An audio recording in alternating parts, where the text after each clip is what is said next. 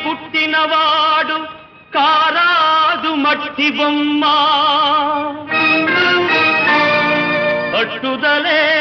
ఉంటే కాగలడు మరో బ్రహ్మ కృషి ఉంటే మనుషులు ఋషులవుతారు మహాపురుషులవుతారు తరతరాలకి తరగని వెలుగవుతారు ఇలా వేడుకులవుతారు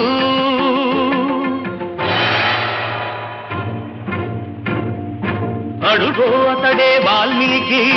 బ్రతుకు వేట అతనికి అతి భయంకరుడు యమకింకరుడు అడవి జంతువుల పాలికి అడుగో అతడే వాల్మీకి పాలపిట్టల జంట వలపు తేనెల పంట పండి